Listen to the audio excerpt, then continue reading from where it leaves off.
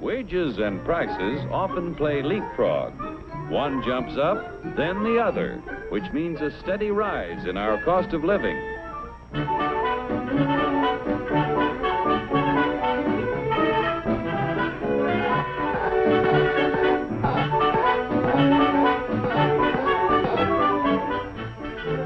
The Dilly Doll Factory is a happy shop.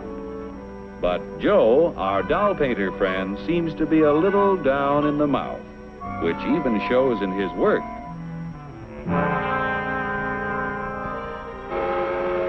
Joe is pretty discouraged because the high cost of living makes it harder and harder to make ends meet. Hiya, Joe, old boy. Hello. Better look in that envelope. Wow, a raise! And just in time to buy the kid a birthday present. What'll I get? Let's see. A dress? Bicycle? Roller skates? Shoes? A book? A doll? A doll!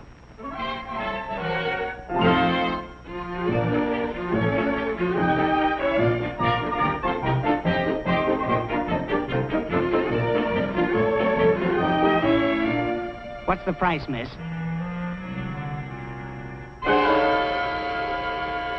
I work in a factory that makes this doll. $2 is too much. I'm very sorry, sir, but your company charged us more for this shipment, so we had to raise our selling price. We got a wage increase, all right, but it couldn't raise the price that much. It just takes a little wood, rubber, paint, cloth, and a phony wig to make that doll. There's only about 10 cents worth of materials in the whole thing. You pirates, crooks, bandits, you robbers! You're right about the cost of raw materials in that doll, about 10 cents worth. Raw materials in practically everything we buy are worth little until labor transforms them into finished products.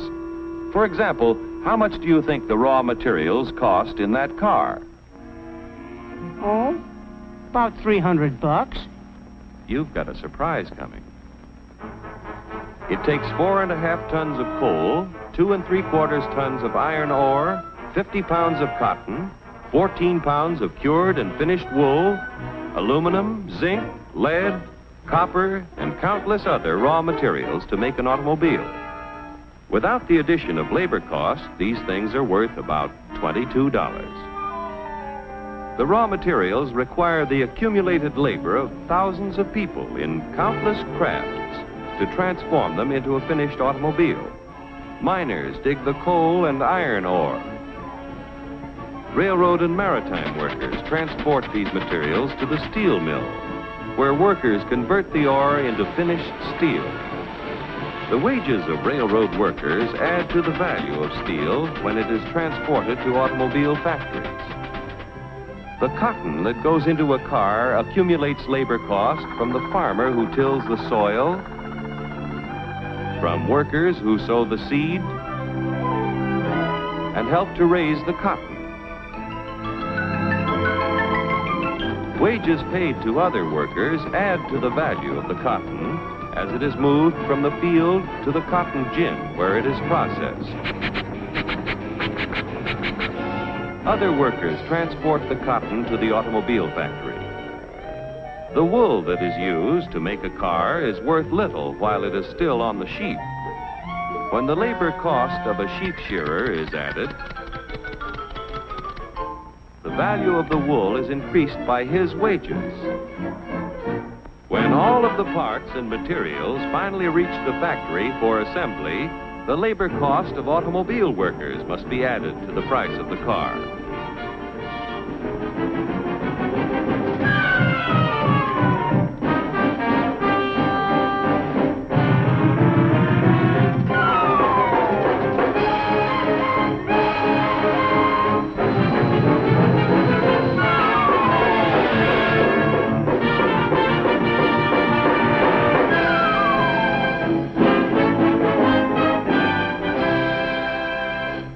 In the $1,500 automobile, direct and indirect labor costs add up to approximately $1,200, or over 80% of the selling price. That's before taxes. And what happens to the other 20% or $300? Raw material cost, $22. Profit to producers of raw materials and allied industries, $89. Profit to part manufacturers, $47. Profit to local dealer, $77. Profit to car manufacturer, $65. Now, when you add $400 for taxes, the cost is $1,900 to the buyer. Like the dolls you make, an automobile has a low raw material cost and a high labor cost, and that goes for practically everything we buy. Oh, yeah? Well, what's the labor cost in a buck's worth of steak? We'll start back at the farm where Bully Boy was raised. The selling price of meat has to include the labor cost in producing the feed, in building fences, and constructing housing for our animal friend. It takes a lot of costly care to get Bully Boy ready for the market. Wages have to be paid to railroad workers who provide our friend with care and courtesy on his way to the stockyards. Preparing Bully Boy's anatomy for the butcher shop costs money, too. The family butcher figures in his wages every time he sells a thick, juicy steak. Forgetting taxes for a moment, the labor cost in a dollar's worth of meat adds up like this. Workers raising beef, 24 cents. Transportation workers, 1/2 cent.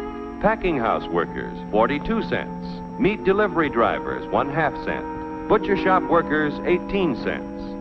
The other 15 cents goes in profits to the retailers, the packers, allied industries, and to the farmers and ranchers. Most of the things we buy accumulate direct and indirect labor costs that add up to 85% of the selling price before taxes are added. Generally speaking, a wage raise means a corresponding rise in prices, unless productivity is increased proportionately. What do you want, a guy with 4 arms?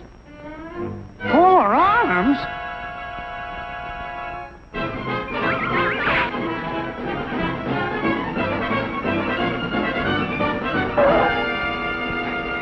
Say, I got a sensational idea. To expand productivity, labor and management must work together to develop new ideas and techniques.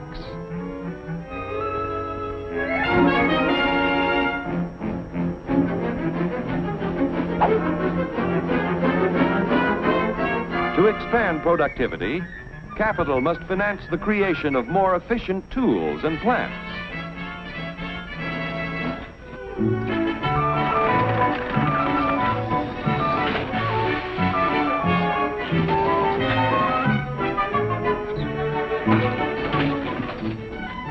The production of more and better goods at lower costs means that when you get a wage raise, it's a real raise.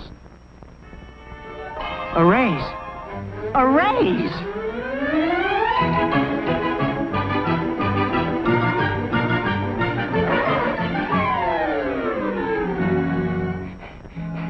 I want to buy a doll. How much? Now you've got a real wage raise, because you can buy more with what you earn. With increased productivity, wages can keep ahead of prices.